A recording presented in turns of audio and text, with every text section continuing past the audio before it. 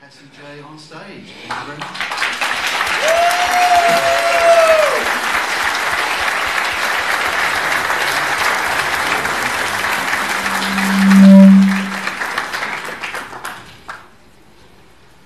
Hello? Hello? Hello? Hi. Are we on? We are. You here? Hi. Hi. Thank you so much for coming to this screening. How many of you, was this your first time watching the Red Pill movie? Wow. Wow. I'm shocked. And what did you think?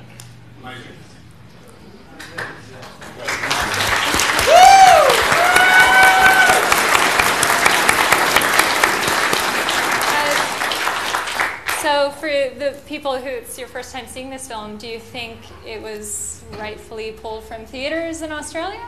Is there anything anti-women in the film? Is it propaganda for some evil white male agenda against everyone else? I hope you got Rosie in the background.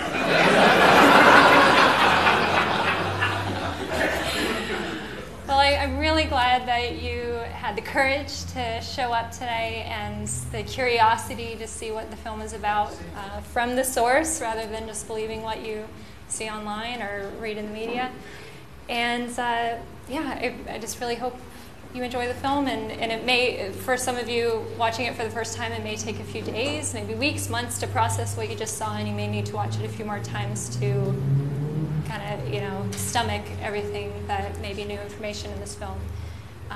But, you know, the goal of this film is just to inspire conversations about these very obviously difficult topics and sensitive issues, and, you know, hopefully through conversation we can reach a place of finding solutions and fairness and justice and equality and all those good things. Sorry? Could I just quickly say something to the microphone? Yes. It's a little bit unusual to add someone after a Q&A has actually started, but it occurred to us we've got Alison Tiemann in the audience, and we might as well bring her up on stage. Yeah. And Karen Strawder, she's here too. I haven't seen Karen in a little while, if she's around. But certainly we'll bring Alison up.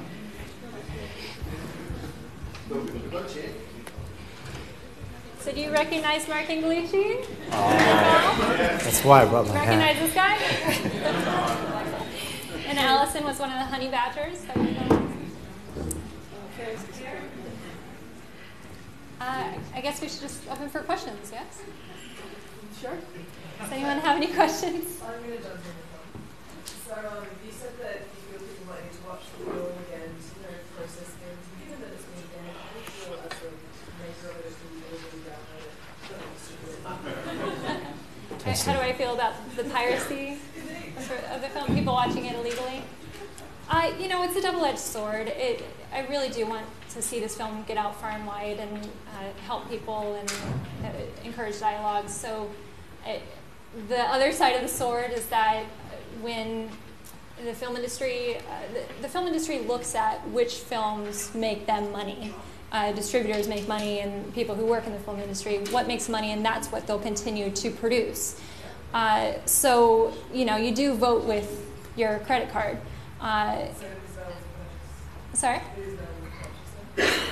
So in Australia, it's different in the rest of the world, but in Australia you can find screenings through FanForce. We have 6 or 7 screenings planned through fanforce.com. And then if you want to watch it online, there's now 3 ways as of this week to watch it online as an Australian, either Vimeo, Amazon Prime, and now Google Play So Australians can watch it online now. Just a brief reminder, please let, before you speak, please let a microphone come to you first. Otherwise, Paul can't hear you and you're also not recorded. So, yeah.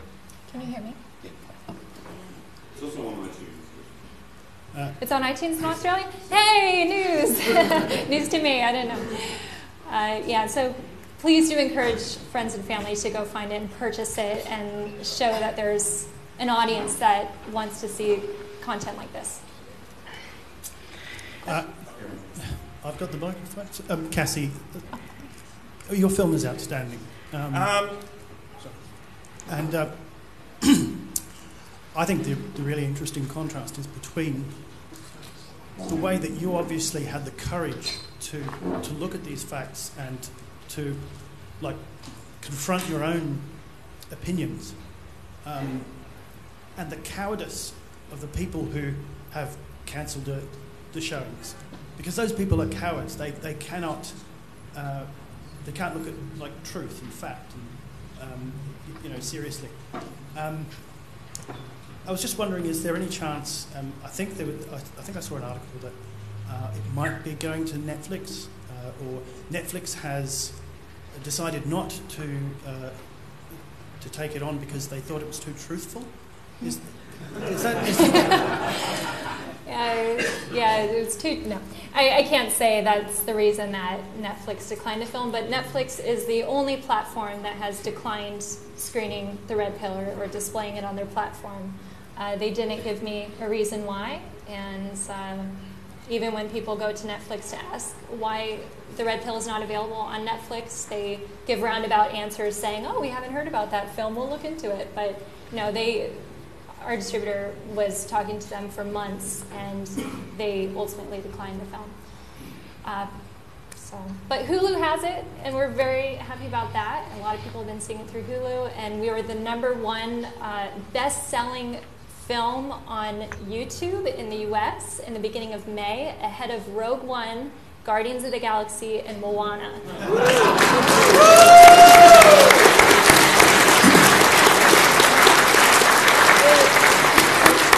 Which is unheard of for a documentary to sell like that, to be on the top of the charts like that. So it really did make some industry people raise their eyebrows and say, "Oh, well, maybe there's something to this. Maybe there is an audience that wants to see something different."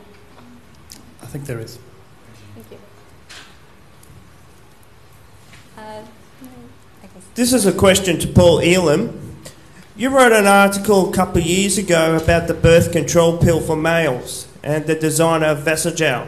Now, Vasogel is looking for a $50,000 donation just to get the pill in. So what's happening about that next year, the birth control pill?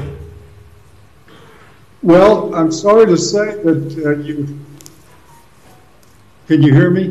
Yeah, I can hear you. Okay, I'm sorry to say that you have me confused probably with Robert O'Hara. He was the one that covered that story. And I honestly don't know where they're at right now with the basal. You don't know what's going on. What about the other one from Indonesia that they said they got this from birth control pill from a plant? So what's happening with that one? Are they going to put it through the drugs company or...? Yeah, there is a plant in the Philippines called Genda Justica that has been proven and used as contraception for males for a few hundred years, but sources of it are varied and sketchy, and the purity is often in question. It's not a regulated product, so there has to be a lot happen with that for it to get improved. I wish I had better news on that front. I see it. Okay. Where's the microphone? Hello. Oh, okay. Hi, Cassie. My name is Deepika Narayan Bharadwaj. I'm from India, and you're going to watch my documentary tomorrow.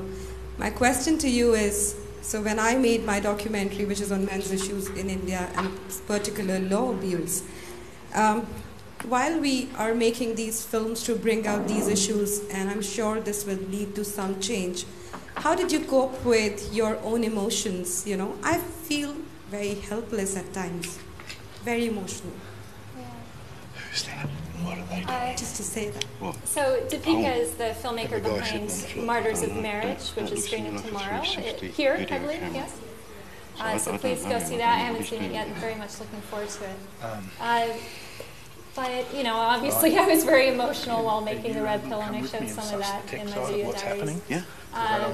And even after releasing the film, I think has probably been, no, I wouldn't say it's been more tumultuous, because questioning my feminist views and learning about men's rights really was a shedding process where I felt very vulnerable and didn't know what to believe anymore. It felt lied to for so long, and yeah, just lost. My assistant, Nikita, actually has kind of succinctly diagnosed what I went through, which is the 5 stages of grief, where you go through anger and denial and bargaining and depression, I think, and acceptance eventually. And now I've reached this place of acceptance where I understand. I spent, you know, a good 10 years of my life being very, you know, feminist with the blinders on, and now letting go of that anger and resentment and trying to just move forward with my new knowledge. But with the release of the film, you know, it's been really tough. Last night, I don't know if some of you saw my segment on the project.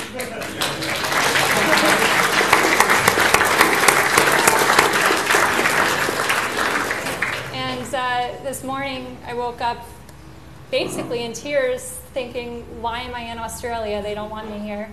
The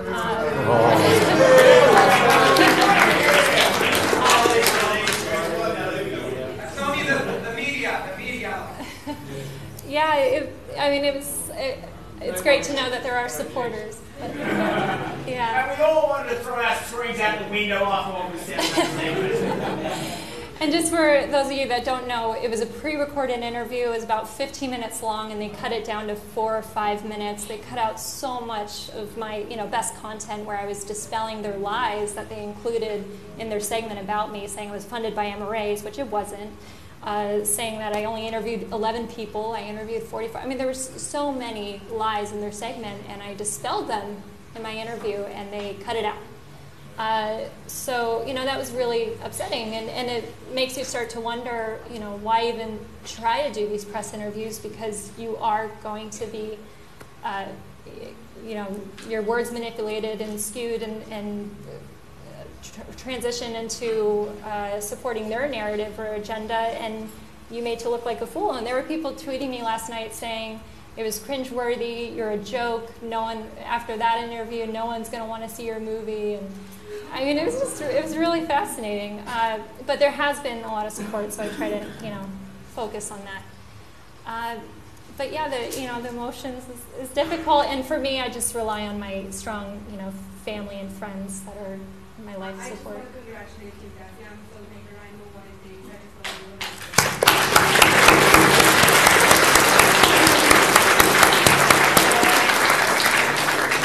just love you. I know you didn't ask me, but I'd like to offer an answer. I've been at this. Can you get a mic? Is there another mic? Okay. The mic is back here. Sorry, okay, well, can you hear me now? Yes. All right. I've been talking about these issues online since about 2003, and when I did that, it was the biggest thing about men's rights was a forum of maybe 500 people online. And I mean, look at this now. We have almost that number in a room in Australia. You know, and we have an award-winning documentary. I mean, yeah, it seems like the problem is so huge, but when you think about where we're coming from and where we are now, you're doing your work. This ICMI, this is the third one. This is a lot of progress, and it's only going to grow.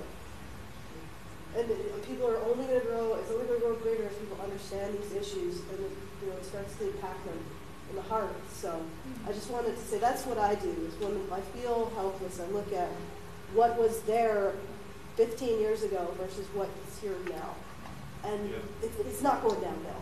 Let's put it that way.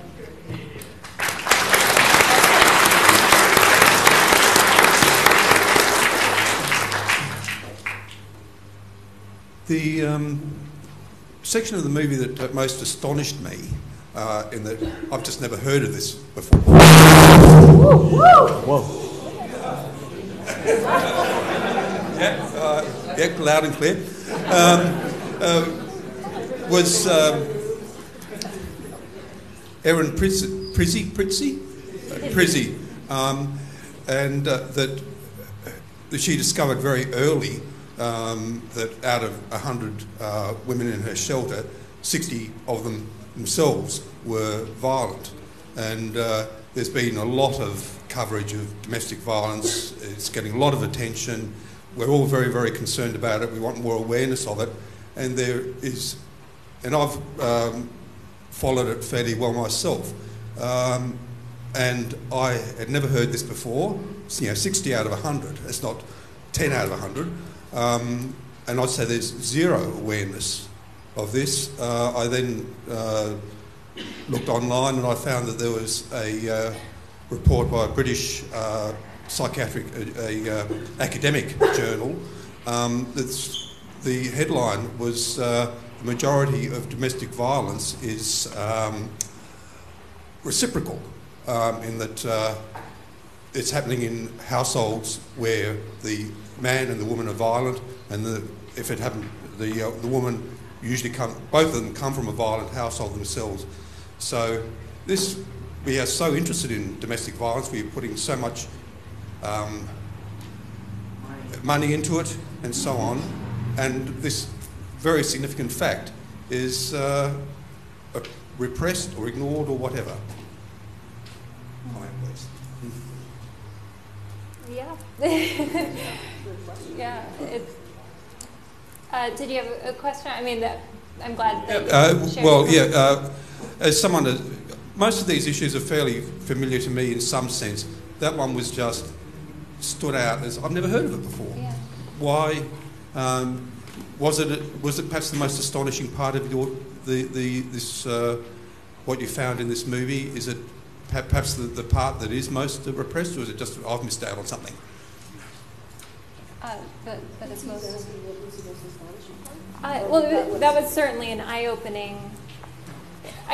Here's something I could share that wasn't in the film. Was one of my hiccups about completely giving into feeling compassion for male victims of domestic violence, and particularly the shelters issue.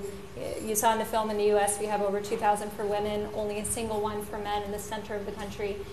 And the feminist bias that I had about that issue was I was thinking, well, women, if they don't have their own finances or their own bank account, then they need a shelter, whereas it's generalizing that maybe men are more in control of their finances. And then I thought, well, if they don't have finances, then they can go to a homeless shelter. And that's where I stood for a few days. I was thinking, we don't need domestic violence shelters for men because they can go to a homeless shelter. And of course, I wasn't also thinking about how the majority of homeless are men, and that's why that they are predominantly men going to homeless shelters. But it was actually my mother who is my camera person on this project who eventually posed the rebuttal that domestic violence shelters and homeless shelters are completely different living situations. At a homeless shelter, and I'm not sure about Australia, so I'm speaking for the US, but homeless shelters, you could have 200 people lined up outside and only the first 50 people get beds and the rest have to fend for themselves on the streets. And if you have children, that's just what you have to deal with. Whereas with domestic violence shelters, they will find a way, and they will also give you clothes and daycare for your children and therapy and so many other services that is far beyond a homeless shelter kind of living situation. So it took me a while to wrap my head around that this is a gender issue. Because in the U.S., our domestic violence shelters are taxpayer funded, so which men pay at least half of the taxes, and they don't have equal access to resources. So it's such a deep rabbit hole, and Bettina has done great research about domestic violence in Australia. If you want to look at what she's written about that. Could I add something to that as well? I think that, yeah. Was that Paul? Yeah, I just wanted to add something relevant to that part of the discussion that's real important. We had several years ago an organization in Dallas that called the Family Place, a battered women's shelter program, put up a campaign targeting children, signs on dark buses showing little boys that said they would grow up to beat their wives and little girls saying they would grow up to be murdered. NCFM got on and waged a campaign to get that to stop. APFM also did. And I'm happy to report not only did they stop those years back, but apparently the tables have turned and they announced the opening of a men-only shelter in Dallas.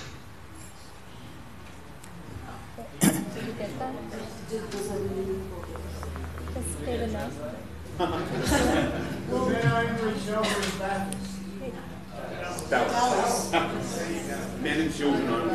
I think what he was referring to is there was a series of ads on public transit where they had these very, very young children, like probably 7 or 8, and they would have a girl, and they would say something like, "When I grow up, my husband will beat me." And then they'd have a cute little boy, and he would say, "When I grow up, I'm going to beat my wife." And I believe these ad campaigns were in Dallas, and now he's saying that it's turned around and there is men's shelter going up in Dallas. So, he also mentioned the National Coalition for Free Men pushing back against the ad campaign with the little kid saying, "I'm going to grow up to beat my wife." So it's not the only ad campaign like that. There's been quite a few. I believe that's what he was talking about. I'd like to add something, and I'll be brief. But as I understand, your question was, and I think you were probably directing it more at Cassie, but did we find that the most egregious thing? Because you were very surprised and shocked by it, And I just want to say that's what got me into the movement, and that was around 1998.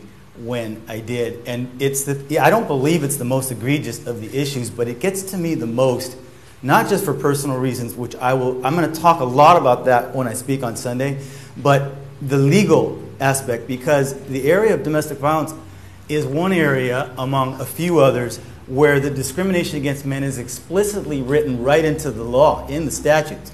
Unlike, for example, fathers' custody rights, or paternity fraud, or some of the other areas where in order to get into a debate and demonstrate it, you have to get into statistics and things like that. But domestic violence, many of the laws explicitly exclude men. In California, we sued the state of California, and after a 5-year battle overturned the state law that explicitly said only women are victims for purposes of the shelter, the funding for the shelters. And it took a very long time just to get there. It was a huge battle, something that ought to be a no-brainer. And the fact that there's still laws, that it took that kind of a lawsuit, and there's still other states like West Virginia and others that still have that explicit discrimination in the law, not just in the way it's implemented. That gets to me, because we have all kinds of civil rights groups all over the nation that won't touch that. ACLU, this group, that group, they won't even go there. And that pisses me off. And so, to me, that really gets to me because I take more of a legal angle to a lot of these things as an attorney. And that, we're not done with that fight. There's a long way to go in that area. And I'll talk about it on Sunday.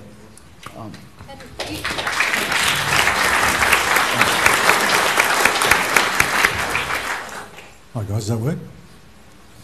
G'day guys, my name's Brett.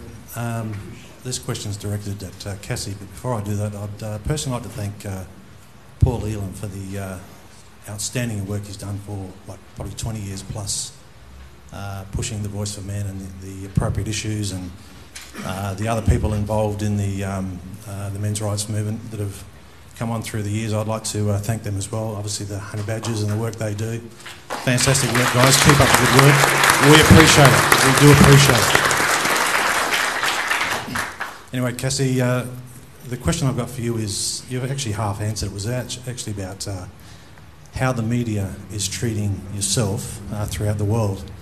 Now, obviously, on your evening on the project, Australia let us down as far as the media, and there are some good reporters in Australia, few and far between. But how has your connection with the media been throughout the rest of the world? Have they opened the door and allowed you to speak freely, or have they kept you down like the project did in Australia just recently? Well, the more popular or the more mainstream the source, the worse they've been to me in the film.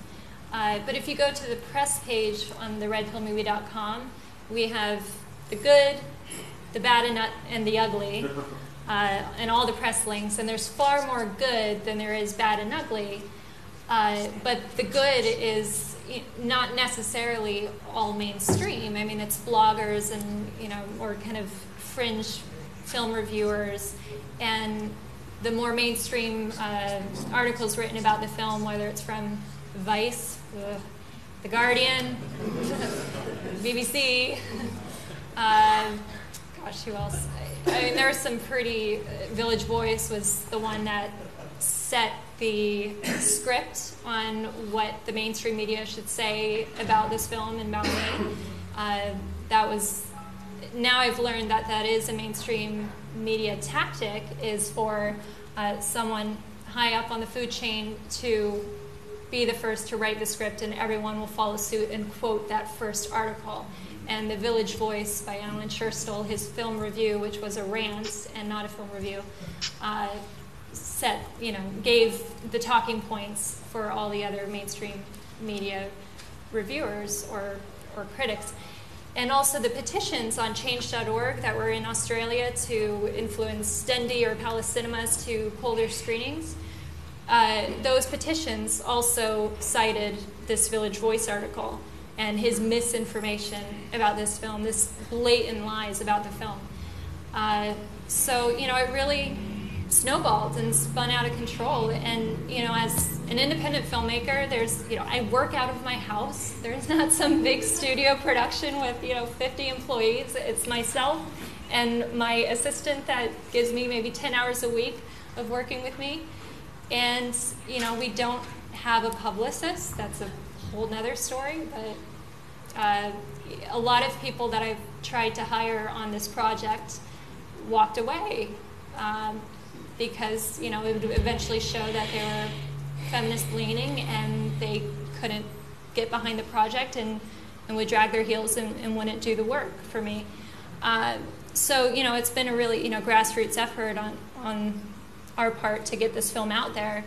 And I'm so grateful to our distributor who had the guts and wasn't, having to do what the mainstream media or big Hollywood moguls tell them to do. They chose to take a chance on this film, and that's why we have it on iTunes, Amazon, Hulu, everywhere else. But yeah, I think the media is the source of a lot of these problems. And I was just telling Bettina, so my interview on the project last night, they asked me, why do you think Australia is unique in how many petitions and bannings and pulling from theaters this film has had? Australia is really unique in how much this film has upset this country. And I said, I don't know. This is my first time here. I'd only been here about 24 hours at that point. And I said, I'm curious to learn what about Australia is different than the rest of the world, because we have had a lot of success. We have won multiple awards for this film, even a Women in Film Award from a very women's rights organization. And thank you. So after my interview on the project, fear-mongering by the media. And that's what the project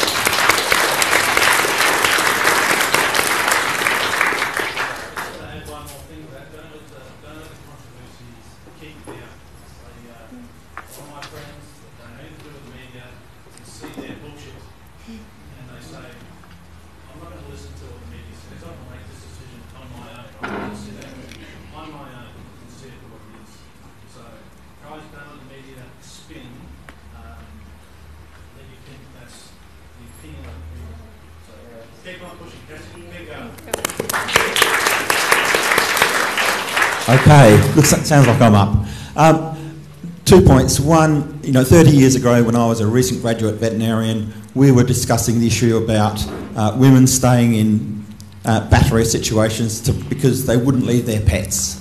And these days we can fundraise and raise, last year in my state we raised hundreds of thousands of dollars to have boarding for pets so that people could leave their abusive spouses. There was no gendering in that. But we have massive difficulty raising money or having even words to hear for men who may be in a similar situation, and they don't want to leave their kids. We accept the idea that women don't want to leave their pets behind because they fear for their pet safety. They won't leave an abusive situation for that. We may make arrangements, but somehow men won't leave should be expected to leave their children in a potentially dangerous situation. So that wasn't really a question, it was just a statement. The question really is, and this was actually one for Alison, so Alison ran away, but she's coming back. Being a man and having a men's attitude to things, I want to look for a solution, not a pity party, and maybe that's me gendering things that shouldn't be gendered. But I see that attacking feminism directly is probably a losing battle. I would think that attacking the lies, the untruths, the false logic, the faulty arguments, and attacking the funding and say, look, government, spend our money wisely. Don't back programs that have no basis in science. Do you think there are effective ways that we can get to government to bypass the us versus them battle and focus on solving problems, and how do we move that process forward with government? Because I think that's where we really have to head. Sorry, I was just running up there. First of all, I'm not so sure that, personally, that government will, I think that we generate grassroots pressure that we might see positive change. Ultimately, in a lot of ways, our government relies on this idea that women are the sole victims of certain things in order to push certain agendas. And we're now seeing it sort of infest the political landscape with this war on women rhetoric coming out of a party, at least in the States. And so it's almost like it's a feature, not a flaw, of authoritarian regimes of government to have this focus on these vulnerable women. So I'm not. It's not working? Yeah, it's just cutting in and out.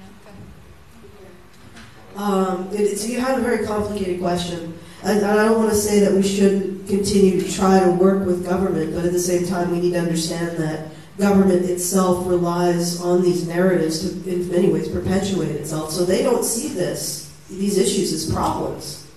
They see us as a problem, and silencing us as the solution. And one of the reasons why is because when you bring men into the picture, people lose motivation to address something. So if you say domestic violence only affects women, people absolutely care. They absolutely care. As soon as you say domestic violence also affects men, they stop caring. Even if it means that they no longer care about the women. It's some aspect of our psychology, and I'm pretty sure the government knows that and is aware that we can use these narratives about saving the woman to motivate some pretty potentially negative things, like loss of due process. It was one big one that I would point out. And I don't want to make this a downer, but I think that for the most part, in my opinion, we need to focus on that grassroots pressure. And like Karen was saying earlier, we need to make it political suicide to not address these issues. But and to pull in your point about men don't want to be victims, it's I'm going to use a bit. I'm going to go back in history a bit and talk about the Roman Empire, if we have time. One of the most powerful things about the Roman Empire, if you look at the way that they waged war, is that they recognized the vulnerabilities of their soldiers, and they set their tactics, their military tactics up to accommodate each of those vulnerabilities. They recognized them and they accommodated them, and they made an incredibly powerful system that we live in today.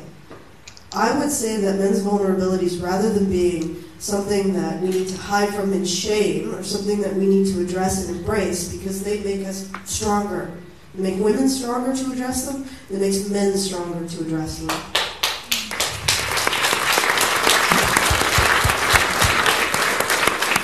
And I won't spur it on Roman military tactics. I'll start against that. If I could say something briefly on that too, just very briefly, regarding government, I fully agree about the importance of grassroots activism. We have seen changes. It's certainly not enough, but there have been changes at various government levels when we do grassroots activism and we practice positive persistence.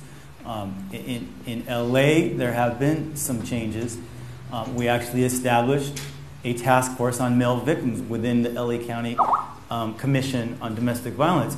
One of the most hostile commissions historically that we know to men's issues. It took a long time of advocating and building relationships with the few allies that we had within the commission. That's very effective. You don't have to have all MRAs, but there are always a few people who are sympathetic.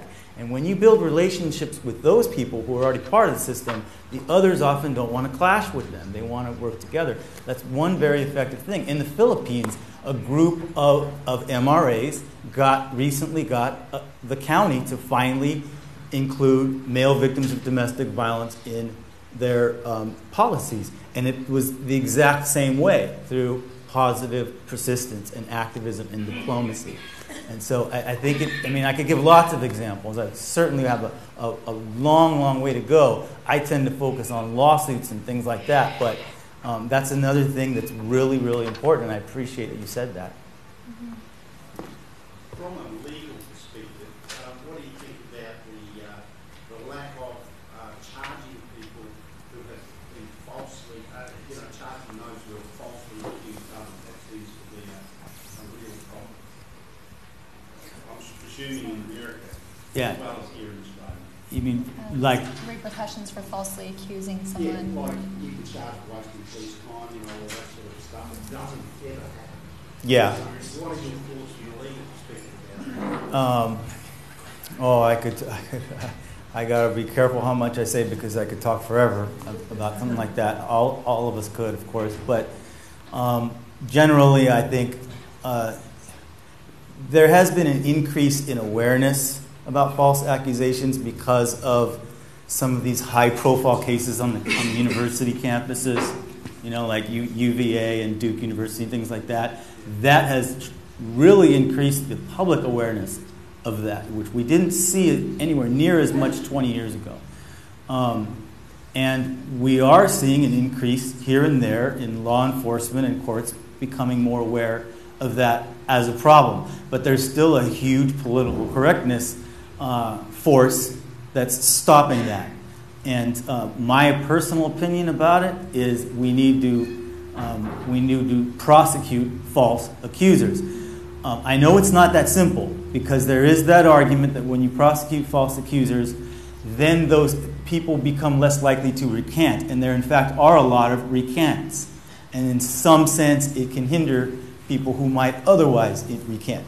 But I still don't think that's a strong enough justification for not prosecuting when we find out that someone falsely accused without them having recanted.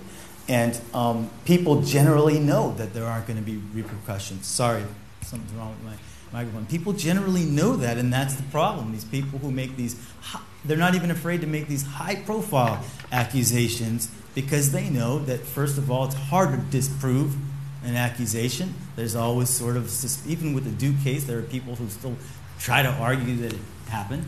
And they rarely ever prosecute. We've seen some prosecutions, but it's very rare.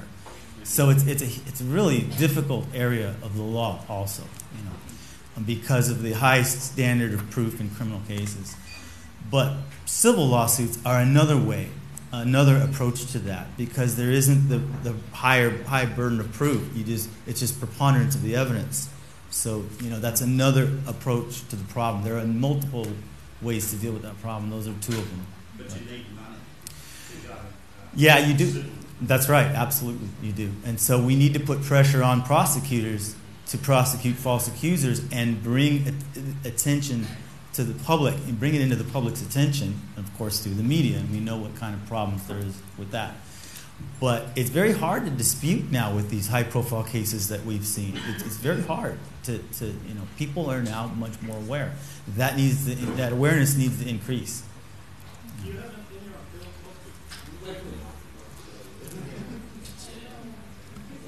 Next. Yeah, sorry, there is a line with the microphone, so the order we are taking note. Who's got their hands up? We are passing the microphone on the order, so everyone knows. Hi, I'd like to continue this theme really and hear from Paul about why he thinks that a direct assault on feminism isn't a bad idea. I've been negotiating with feminists professionally for about 22 years until I decided to walk away from it. But I'm looking for other ways, because I think the direct attack on feminism as an ideology carries a disadvantage with it, that individual women feel very attacked personally, and then white knights come in and defend them. And I've been working more on the case-by-case basis for fairness within social policy, to some success, very rarely successful. But I do have a big question about whether this direct assault on feminism as an ideology is the most effective strategy. And Paul was quite vigorously shaking his head earlier on. So I'd like to hear your response, if I may. Sure, I'd be happy to. Are you able to hear me? Well, I'll do my best. I would never suggest that attacking feminism is the only strategy. There's no such thing as one strategy fits in dealing with men's issues or with feminism. But bottom line for me, feminism is a corrupt ideology of hate, the way it is currently practiced. And someone has to bring that to public attention. Like I said, I'm not saying that everybody needs to approach it this way. I think it would be foolish. But I also think it is not very honest to avoid the truth. And that's my answer. That's the best answer I can give.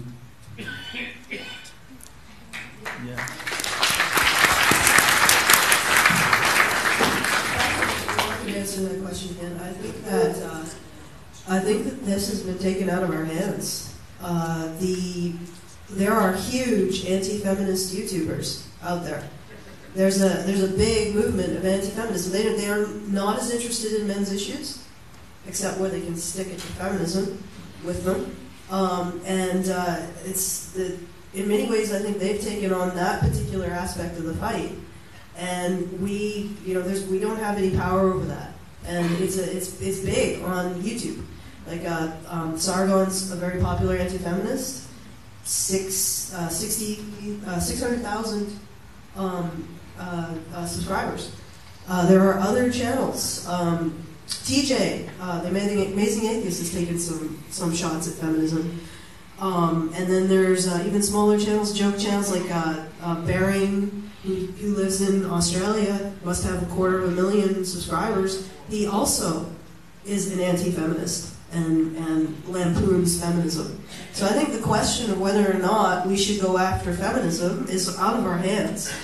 I mean, in many cases, our anti-feminism is much I would say, milder than what's becoming mainstream anti-feminism. Because we have a concrete criticisms of feminism. They just want to take the piss out of all feminists. You know? So I would say that I think this is a moot question. We don't really have the choice anymore. They're there, and they're huge. I just want to add to this conversation. I think it's very important to have different voices in the discussion, different approaches, different communication styles. I once read a comment on YouTube from, I did this talk for the Noetic Institute of Sciences or something like that, IONS talk, you can watch it online, and I talk about making this film. I wasn't really listening to my interview subjects. I was waiting, I was anticipating to hear something misogynistic come out of their mouths to prove what I wanted to believe, that I had found a misogynist.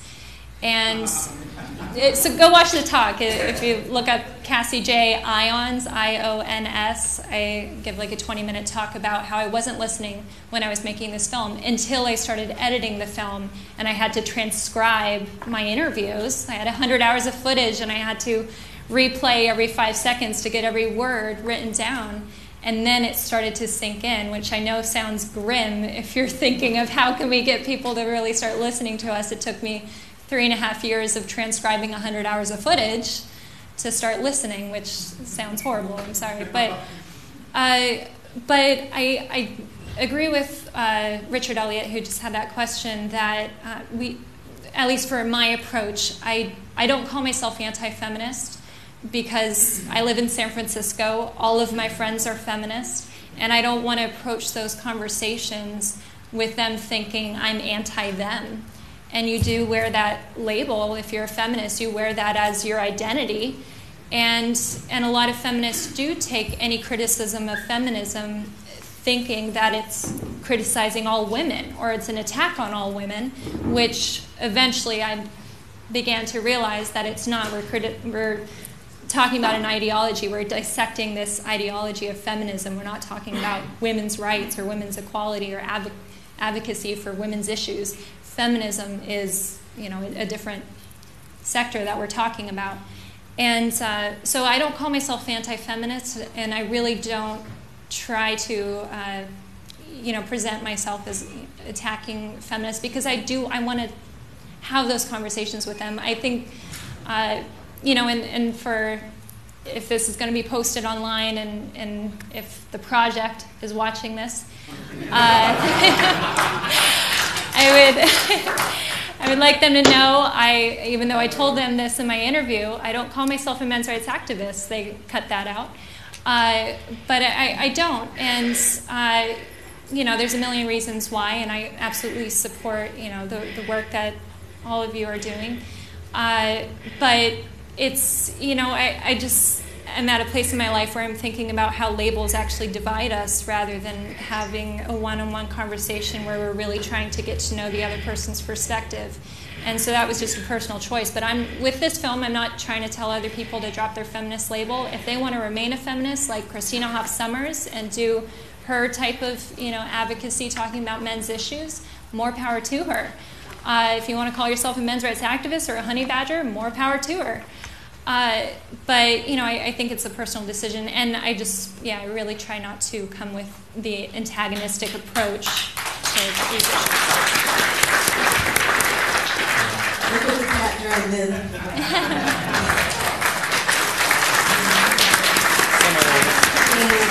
A badger dragged me in. Sorry I'm late. Some things, some emergencies at home and stuff. So. The question was... Richard Elliott. Carol, the question was basically, is the direct assault on feminism the most effective strategy to promote equality for men? So, is opposing feminism the most effective strategy? Yeah. I've come into campaigning in the last 6 months, but from 22 years of working, that's feminism, and it's wrong, and here's why. It's actually harder work, and you set up a defence you don't need to break down, rather than Cassie's approach of and I think Mark's also alluded to it, is that you will find allies who are for truth and for fairness, and you can work with them. But I think the question that Cassie's answered, that all the voices are required. I think so. I think all voices are required. I mean, like, I don't blame Cassie. I don't hold her at fault for saying, I'm not an anti-feminist or whatever. I take a different approach. I'm a hard-line truth teller. I am not interested in negotiating a middle ground between right and wrong. If I think I'm right, I'm going to say I'm right, and wrong. But at the same time, I think that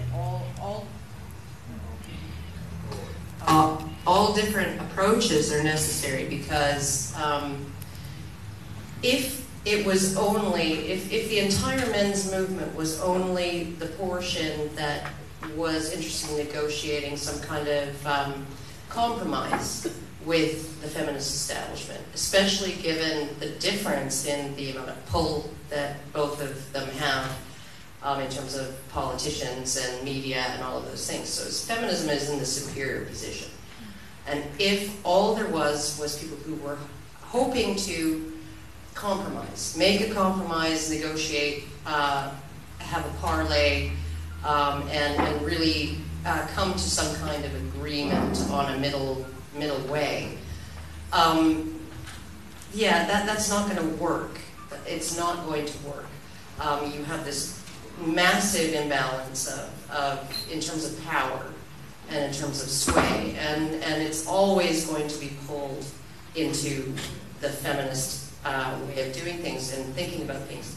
But what people like Paul and I do, Paul is a very unattractive man on the screen here, very, very unattractive, scary.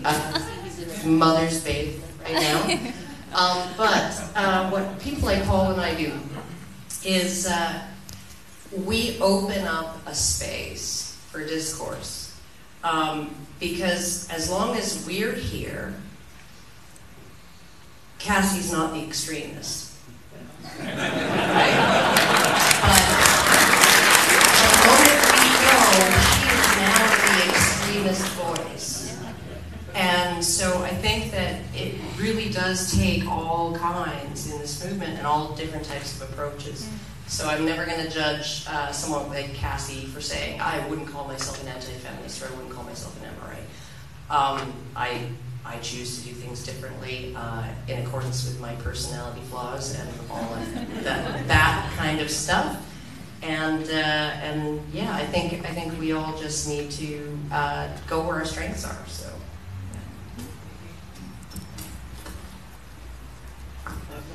I could. Do you want to I'll just say something briefly on that. Is my microphone still working? Yeah. I fully agree with everything all the other panelists said about the different voices, and there's a role for all of them, absolutely. But especially when you're working in organizing and trying to have impact on government entities or things like that, I do think it's very important to not have criticism and attacking on feminism be the forefront of your activism, and I do not believe that should be the forefront of the men's rights movement, and in fact it really isn't. We clash with them a lot because even if we don't say anything about them, as soon as we talk about men's rights issues, they come along and fight us. When we introduce legislation on for joint custody, guess who shows up and fights us? As I said in the film, it's them. They are the ones who sabotage it in the legislative committees. You should see the fight we had in California on that, and on changing the paternity laws to relieve paternity fraud victims. I mean, we were involved in state committees to address the issues, and it was feminists who showed up to fight us. I like to distinguish, though, that it's feminist organizations. And I know plenty of people who call themselves feminists who support us. We've had street rallies where people who call themselves feminists show up and join us. There's a feminist professor at UCLA Law that would invite me every year to speak at her class. But it's these organizations that are having this, that are promoting discrimination against men in many ways. So I try to distinguish between the organizations and individual feminists. It's not always easy, but I try to. I'll stop there. Total? 1 minute? Oh, we have 1 minute left, so one question left? Yeah. Very quickly to Mike. I'm from Griffith University, a post-undergraduate social work, however I don't speak for them. With your legislation, I'm the part of the Respect Now campaign. We welcome Cassie to come and play your movie with us, but I don't speak for the university because you incite fear into academics, literally. I need an academic to book a room, but can I get that done? No. Mike, I've literally had to go to the Human Rights Commission, Sexual Discrimination Commissioner. The then Elizabeth Broderick, part of the Respect Now campaign, did not release an image of a straight male or male of a female perpetrator. I'm a domestic violence victim myself. I've actually asked the Sexual Discrimination Officer, Universities Australia and my Equity Defence Department and anyone in my university to provide an image of a man as a victim of a female perpetrator. Now, additionally, we have a domestic violence program that I actually got thrown out of and removed from the campus for what I personally feel were questions that I asked about statistics relating to domestic violence. Now, and in my experience, Mike, I'm using legislation to almost force my university to recognise men as domestic violence victims, and I have to keep pointing back to the Sexual Discrimination Act, which is gendered, I prefer a non-gendered program because most of them seem to be based on this ally theory that men can only be allies, and I recognise that women are quite capable of sticking up for themselves, which is mostly why I'm here, and I feel like that's been taken a lot away from women, and being portrayed as a perpetrator. We have videos like the hunting ground, and I've said to my university, I'm sick of being portrayed as a perpetrator over subjective rhetoric and propaganda that is obviously designed for an agenda. Now, currently there's Elizabeth Broderick, who's doing all the surveys, who was then the former sex discrimination officer who didn't release the image of the straight white male as a victim. So from a domestic violence perspective, I can't seem to get that information in there about statistics. If you've got any suggestions with legislation how to sort of push that through, because if I give them journals and all that sort of stuff, it doesn't seem to matter. They just keep going back to women are more likely to be victims constantly, even though there's evidence contrary to that. Do you have any suggestions? Because I'm only a single person, and being a straight white male is very hard. And they seem to get around the border of legislation, like with image. It doesn't quite discriminate because it's not causing any harm. However, you know what I mean? Like, I just want to know if you've got any quick thoughts. Thank you. I'm going to say something that's probably going to offend everybody here, but you have to make an emotional argument. You do. You do. You have the statistics to back it up, but you have to make an emotional argument. Otherwise, they're going to... Numbers and beans. That's all it is. Numbers and beans. All of those things, right? When we hear that 1 in 3 women will be victims of some form of violence in her lifetime, we know, all of us, we know that number for 14-year-old boys already in their lifetime is probably 1 in 1. Okay? So it's not a matter of not knowing. It's a matter of not caring. And you have to be able to figure out a way to make them care about the numbers and make them care about the beans. And I'm not sure how to do that. I think Cassie did a spectacular job in the documentary of putting forth that emotional argument, that thing that, you know, it jerked some tears out of me, and I'm a hard, cold bitch. So, and it did that for me. So I think that that's really, it has to be it cannot just be cold logic and statistics and numbers. It has to be an argument with heart, and an argument, you know, that pulls on the emotions. Shall I speak to that? Recently, this will relate. Recently, we on Honey Badger Radio covered something called "Do Men's Rights Activists Have Feelings?" It's an actual, honest-to-God, peer-reviewed academic paper. No, it was called Why Do Men's Rights? Oh, why do men's rights activists have feelings? And the entire paper was arguing, because when you look at feminist organizational rhetoric, they talk about how you cannot question the reality of people's emotions. And the entire argument was that men are talking about how these domestic violence, sexual assault, losing their children, depression, mental health issues, how they're impacting them emotionally, and how that was, even though they had to respect, because of standpoint theory, that this is a real thing because it's a feeling, they were arguing that they didn't because phallus. I mean, literally. Because penis. I mean, because in this case they're saying men are having feelings with intention so that they don't have to be questioned. So if it's annoying them, do it. That's the final thing. If they're writing papers, then that's probably the way. That's probably the strategies to do the exact opposite of what they're telling you not to do. So I concur with Karen. I'm reliably informed that the hungy is ready. So, shall we say a quick wrap up? Sure. Thank you. I'll just try to answer that question very, very quickly as my wrap up. Where are you living? Is it Australia or the U.S.? Can I ask? Yeah, I'm in Brisbane. Okay. Yeah. See, I don't know the statistics in Australia, but we dealt with this for a very long time, and I fully agree with what the other panelists said. We call that putting a face on it. And when you have grassroots activism, you eventually get male victims that you can have as your advocates who are there with you. And their story, I agree, is much more effective than just talking statistics. But yes, you need statistics to back you up. And it's important to understand how the statistics work.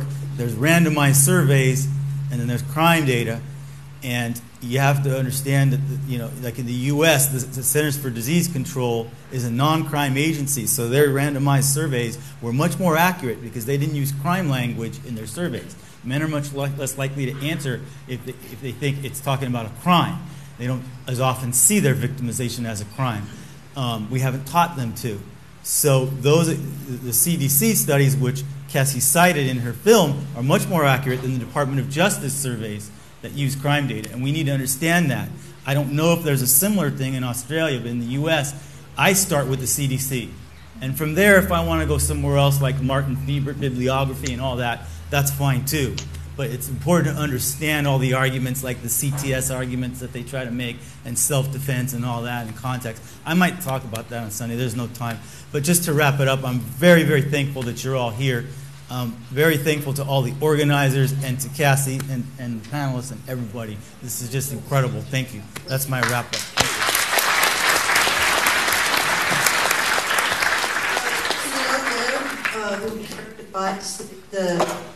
To present these issues on an emotional level, I have a book recommendation.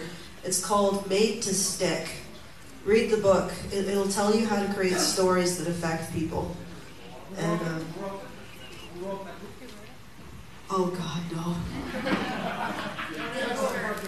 Please, Made to Stick. Look it up. I don't know this at all, but it has like duct tape on the cover.